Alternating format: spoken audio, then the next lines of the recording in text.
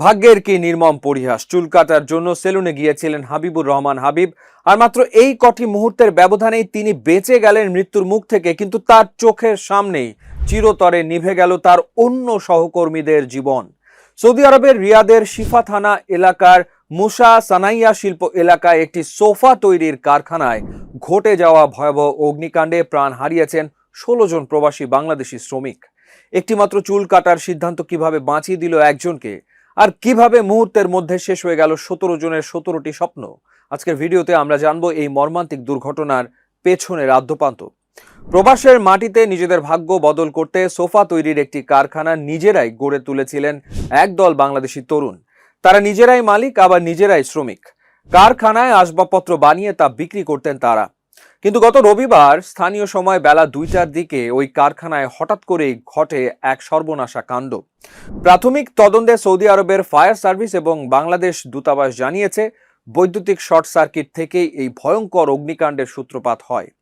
যেহেতু কারখানায় প্রচুর পরিমাণে সোফার ফোম, কাপড় ও দাহ্য পদার্থ ছিল, তাই মুহূর্তের মধ্যে আগুন পুরো কারখানায় ছড়িয়ে পড়ে। স্থানীয় ফায়ার সার্ভিস দ্রুত ঘটনাস্থলে পৌঁছে উদ্ধার অভিযান শুরু করলেও ততক্ষণে অনেক দেরি হয়ে গেছে। প্রাণ হারান ১৬ জন বাংলাদেশি শ্রমিক। ফায়ার সার্ভিস সূত্রে জানা গেছে, নিহতদের মধ্যে ৮ জন সরাসরি আগুনে পুড়ে মারা যান, আর বাকিরা অতিরিক্ত কালো ধোঁয়ায় শ্বাসরুদ্ধ হয়ে মৃত্যুবরণ করেন। ওই কারখানায় মোট ১৭ জন বাংলাদেশি কর্মী কাজ করতেন, কিন্তু অলৌকিক এক ভাগ্যের জোরে বেঁচে গেছেন হাবিবুর রহমান হাবিব নামের একজন। ঘটনার দিন দুপুর ১:৩০টার দিকে কারখানা থেকে একটু বাইরে চুল কাটার জন্য একটি সেলুনে গিয়েছিলেন হাবিব। সেলুন থেকে কাজ সেরে যখন তিনি কারখানার কাছে ফিরে আসেন, তখন তার চোখের সামনে ভেসে ওঠে কেবল দাউ দাউ করে জ্বালা আগুন আর কালো ধোঁয়া। বেঁচে যাওয়া হাবিবুর রহমান গণমাধ্যমকে জানিয়েছেন, তিনি যখন ফিরে আসেন ততক্ষণে সব শেষ। চোখের পলকে তার সহকর্মী ও কারখানার অন্য সবাই চিরকালের মতো হারিয়ে গেছেন। এই ১৬ জন শহীদের মধ্যে নওগাঁর আত্রাই উপজেলার ১১ জন, নাটোরের নলডাঙ্গার ২ জন এবং রাজশাহীর বাগমারা উপজেলার ১ জন সহ মোট ১৬ জন প্রাণ হারিয়েছেন। প্রবাসের মাটিতে এমন মর্মান্তিক মৃত্যুতে পুরো এলাকায় শোকের ছায়া নেমে এসছে।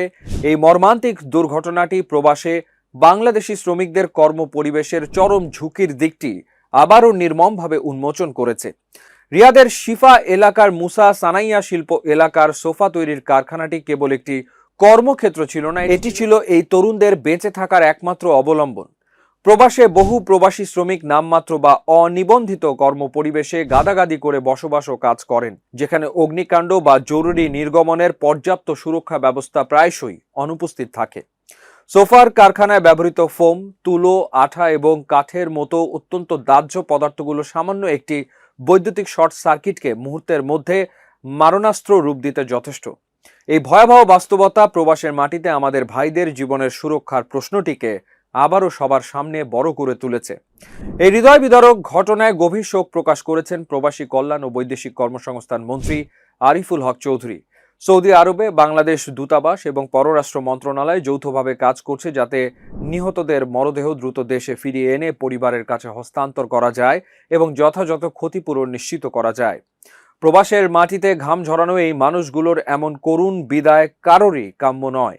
নিহতদের আত্মার মাগফিরাত কামনা করি এবং তাদের শোকসন্তপ্ত পরিবারের প্রতি জানাই গভীর সমবেদনা।